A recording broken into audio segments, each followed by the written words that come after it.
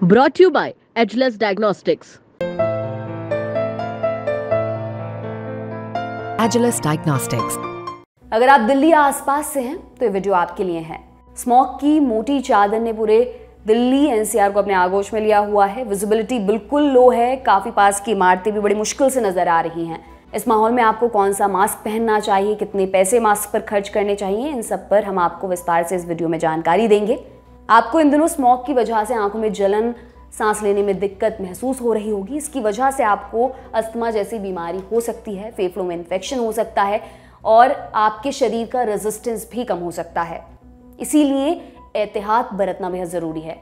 इस समय लोग इससे बचने के लिए मास्क खरीद रहे हैं। कोविड के बाद दोबारा से मास्क की बिक्री अचानक से बढ़ गई है। बड़े बूढ़े कह रहे हैं हमें अपनी ज़िंदगी में ये भी देखना पड़ गया। कोविड से पहले कभी किसी को मास्क पहन के चलता नहीं देखा था ज़िंदगी में। अगर इनकी बात सही माने तो ये मास्क कब से प्रयोग किए जा रहे हैं।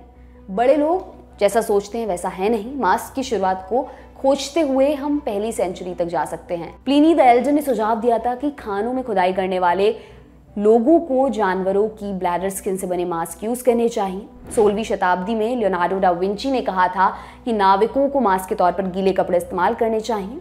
मास्क का पहला पेटेंट 1848 में लेविस पी हैस्लिट के नाम से हुआ।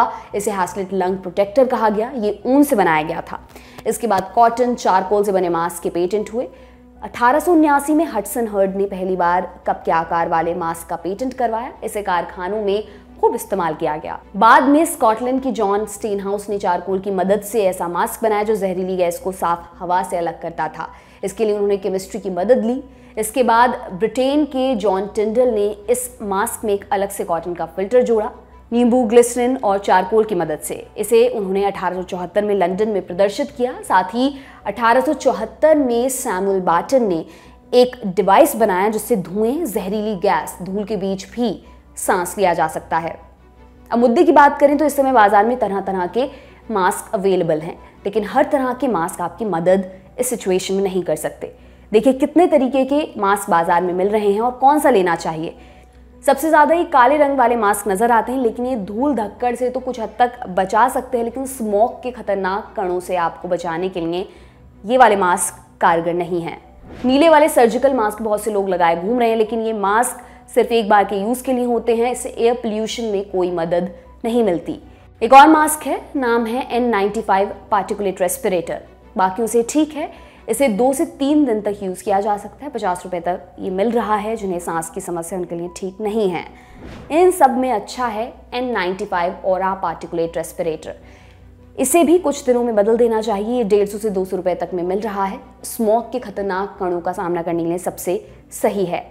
एक और है, लेकिन ये महंगा है, टोटो बोबो मास्क। इसमें डिस्पोजेबल फिल्टर लगे हुए हैं। ये 2000 से 2500 रुपये के बीच मिलेगा। इसके अलावा कई तरह के फिल्टर होते हैं। HEPA फिल्टर PM 2.5 जैसे छोटे पार्टिकल्स को रोकने के लिए, हेवी एक्टिवेटेड चारकोल ग्लास के छोटे टुकड़ों को रोकने के लिए, प्री फिल्टर बड़े पार्टिकुलेट मैटर्स को रोकने के लिए, CADR यानी कि क्लीन एयर डिलीवरी रेट, ये भी भारी कणों को रोकने के लिए है। मास्क के अलावा स्मोक से बचने के लिए और क्या कर सकते हैं।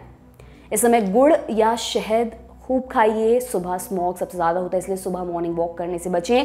अपने घर के लॉन में या गमले में कुछ पौधे लगाएं। ये सब स्मोक से बचने के लिए करना ज़रूरी है। माहौल बहुत ख़राब, वो कहते हैं ना, prevention is better than cure. आपके लिए तमाम जानकारी लेकर आए थे हमारे साथी दीपेंद्र। मेरा नाम दिव्यांशी सुमराव है। आप देखते रहिए दी लल्लन टॉप। बहुत बहुत शुक्रिया।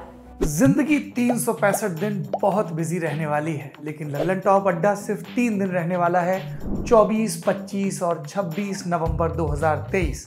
पहुंचिए दिल्ली के मेजर ध्यानचंद नेशनल स्टेडियम में। एंट्री फ्री है।